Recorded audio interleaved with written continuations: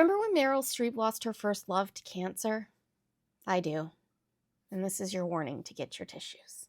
It was 1976. Production was underway for a little space opera called Star Wars. Another small computer company called Apple had just launched. VHS beat out Betamax.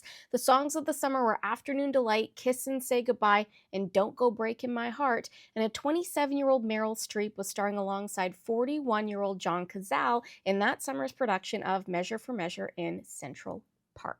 She was just finding her footing, only a year out from Yale, and he had become highly sought after in a short period of time, appearing in The Godfather Part 2, The Conversation, and Dog Day Afternoon. All 5 movies would earn Best Picture nominations, 3 would win. The two fell for each other instantly. Meryl was the only thing John talked about. She said he wasn't like anybody I'd ever met. It was the specificity of him and his sort of humanity and his curiosity about people, his compassion. They were a quirky couple, but their connection was obvious to everyone on Measure for Measure. Like, they were smooching so much that people noticed that Meryl's lips were permanently chapped. Get the girl some Aquaphor. Come on. Anyway, you know how the saying goes, first comes smooching, then comes Meryl moving into John's Tribeca loft. Both were immensely talented. Meryl was hitting her stride as an actor, and John had landed a role in Agamemnon on Broadway. Life seemed to be going well for the two. Until May of 1977, that is. John was in previews for his play when he started to feel ill to the point where he was missing performances. The play's producer and John's friend, Joe Papp, was so concerned for his friend's health that he made John an emergency appointment with his own doctor. A few days later, Meryl and John were sitting in the doctor's office when they received devastating news. John had terminal lung cancer that had spread throughout his body. Joe and his wife, Gail, were with the couple when they found out. Gail said everyone went silent until Meryl asked, "So, where should we go for dinner?" Which may seem strange, but if you've ever supported anyone through a cancer diagnosis, it's pretty accurate. You still have to have dinner. John dropped out of the play, only performing once. Meryl was appearing in the musical Happy End, and John would visit, cigars in hand. Those around her said she didn't show signs of grief or anxiety and that she never nagged him, but did make her dressing room a smoke-free zone.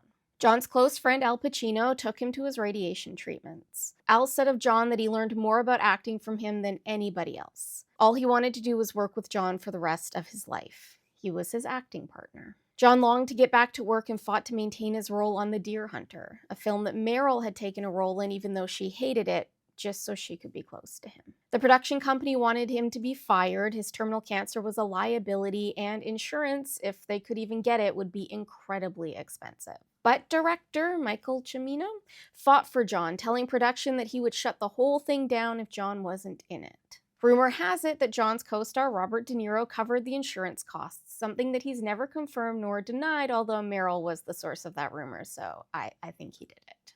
Well, Meryl wanted to quit working so she could spend as much time as possible with John. She had to cover his medical bills, so she took on the role in a mini-series about World War II, Holocaust, which was filming in Austria. John was quite ill and was unable to travel with her, but she had bills to pay. Shooting extended longer than expected, taking Meryl away from John for 2.5 months, time she would never get back.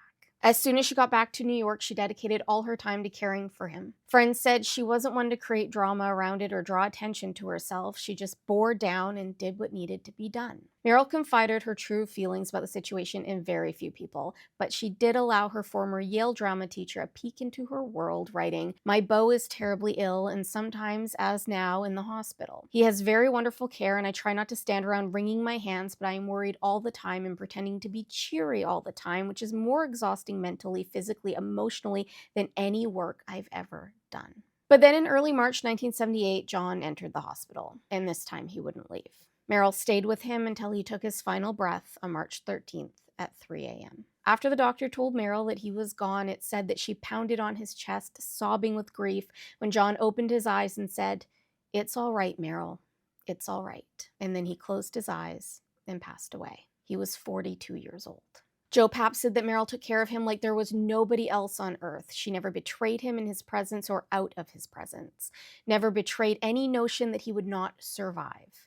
He knew he was dying the way a dying man knows it. She gave him tremendous hope. Meryl won an Emmy for Holocaust and received her first Oscar nomination for Deer Hunter that year. She escaped New York for a bit, staying with a friend in Canada, before returning to the city to find that she had been booted from the loft she shared with John. Her brother arrived to help her with her stuff and brought a friend to help, sculptor Don Gummer. As Don traveled, he and Meryl exchanged correspondence. She soon realized that he wanted more than just her friendship. Meryl ended up subletting Don's apartment while she was filming Kramer vs. Kramer. When Don returned from his travels, well...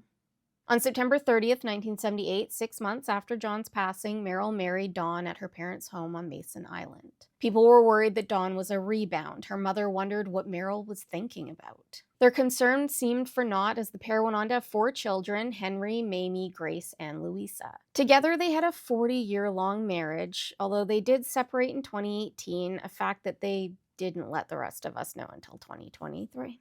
Thanks so much for watching. I hope you liked this one. If you did and you'd like to support the cult, please save and share this video. It really does help. Also, don't forget to follow me in other places like the Tube and the Gram, just in case. And of course, we have stickers, we have a bookmark, we have a pin. You can buy them, you can show your love. We even have a heart somewhere in here. Good day, and may the cult be with you.